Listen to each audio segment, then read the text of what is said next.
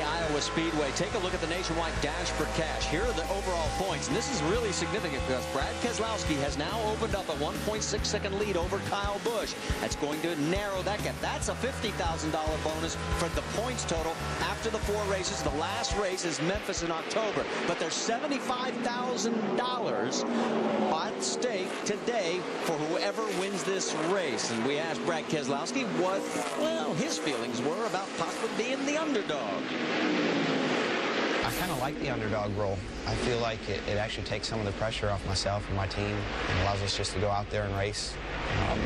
I'm not really worried about what everybody else thinks. I'm just ready to go do it.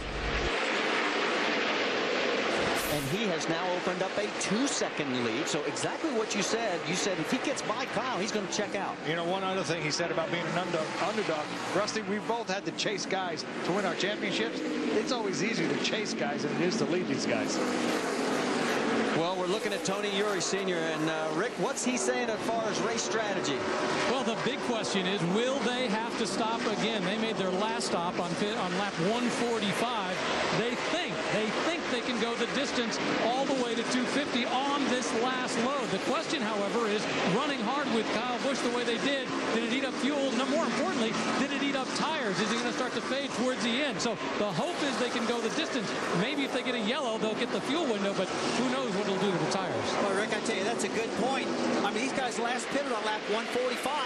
We talked earlier, the teams are saying they can go about 105 laps. I mean, you add 105 to 145, that puts you at 250, and baby, you're out of gas on the last lap. So it's just going to be close. Now, what about a green-white checkered? Let's get the strategy on the 18, Mike Massaro. Well, you got to imagine the 18 team is hoping for another caution for a couple of reasons. One, so they can adjust their race car a little bit and give them another shot at the 88 and this victory. The other reason, fuel. I just spoke with team manager Steve D'Souza, asked him if they could go the distance. He said, I think so. Then I spoke with their fuel guy, and he said, we're going to be real close. All right, thanks, guys. You know, we've been following that battle because it was nose to tail. It's sort of stretched out a bit. It's going to give us a chance to drop back a little in the field. Got to give a tip of the hat. Second week in a row, Kenny Wallace is in the top 10. The 28 Border Patrol car right there. He was 10th last week at ORP. He's running 9th right now. Man, the Border Patrol, what's the closest border? A couple thousand miles? We're in the middle of the country here. But that's a great sponsorship. It's a great deal these guys are doing for our country. Hey, Kenny's been doing a great job for these guys. He really feels prepared for this race. He loves running up here. But he told me this morning, Rusty, for the first time all year long, I feel like I got a car to win, that I can run the top 10. I feel like I get a good, solid piece. Mike? He's just been showing a lot of patience, Rusty, today. The car was not perfect to start the day. Real loose, especially between turns 3 and 4. They kept tuning on that race car, making chassis adjustments and air pressure adjustments. Kenny's been patient. He's been driving the car pretty well, consistently inside the top 10 for, I would say, the last 80 laps or so. Well, we seen him in pre-race, had that wig on. You think he still got that wig on?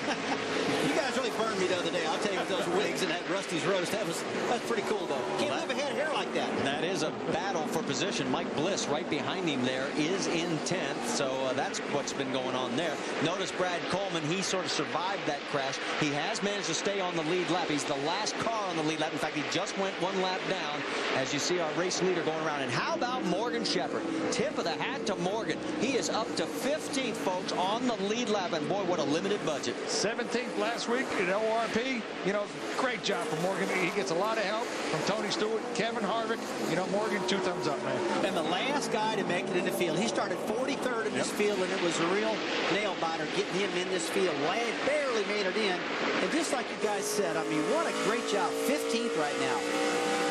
That's the view from Trevor Bayne as he is several laps down after all the contact that he had. But boy, old Morgan Shepherd has managed to pick up 26 positions, and he's on the lead lap. But right now, the man everybody's trying to catch is Brad Keselowski. 2.2 seconds his lead over Kyle Busch with 44 laps to go here at Iowa.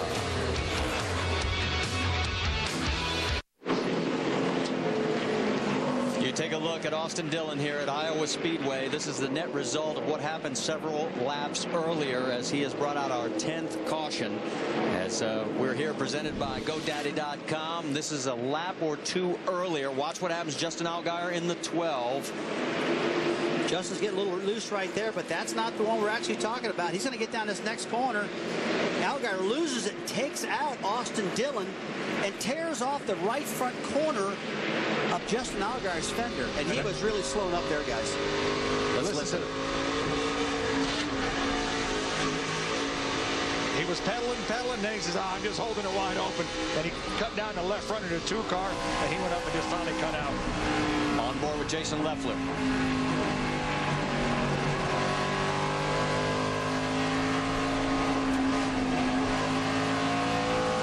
I can tell you one thing. The only place that ever works is on a video game.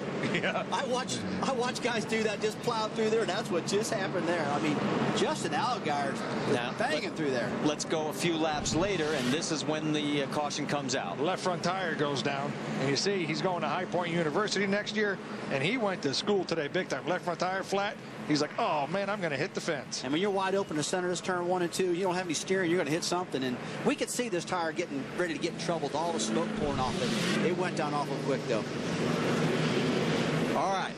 Let's talk a little bit about pit strategy. 37 laps to go. Is everybody coming? And do they all want 4 or do they want 2? Marty, you know what? This is the part that I always screw up, but I'm going to tell you, if I was out there, I'd be coming down pit road, putting 4 on. We got 39 laps to go, 37 now, I mean. And I believe I want those fresh tires to see what happens here. Well, these guys, the pace has slowed down, you know, half a second from where they are with fresh tires. So if the leader comes, I think they're all coming. Maybe not, maybe 10. Somebody might take a gamble here. And 2 tires. They might do 2 tires also. Go for the track position. That's right. We have 17 cars currently on the lead lap. McDowell will get the lucky dog, and so that'll bring 18 around. But the big question will be who is going to come to pit lane. And got a bit of a problem because Austin Dillon has basically stopped right in the middle of pit lane. About halfway down, there he is. It looks like NASCAR has just kept the pit road closed right now because, just like you say, Austin's, they're going to have to pick the jack up and drag this car off because the front end's locked up on it. They can't even steer the car. And the NASCAR official said, nope, we'll get the tow truck to do the job because both front tires are flat. Boy, Austin looked so good in practice.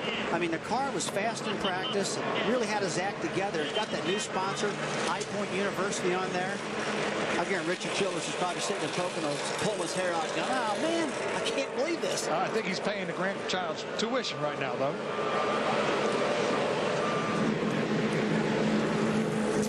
Let's get an update on what some of the lead pit or strategies for the lead cars is going to be when they come to pit lane. Rick?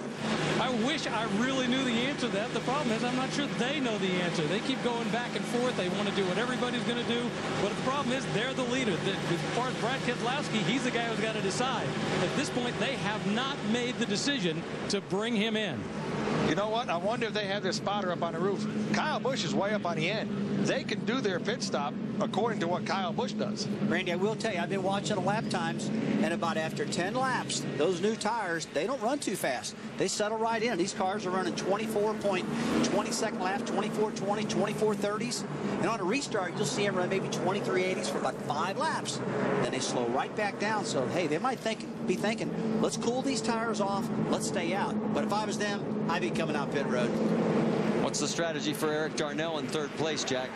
Rusty and Randy, when you were running, if somebody offered you 4 new tires, it was Dr. Feelgood time, right? Absolutely, buddy. Well, that's exactly what they've offered to Eric Darnell. He's going to come down, take on 4 brand new Goodyear tires. And he said, look, I don't want to get held up having to spend any time in terms of fuel. So they're just going to add a can of Sunoco and gas and go.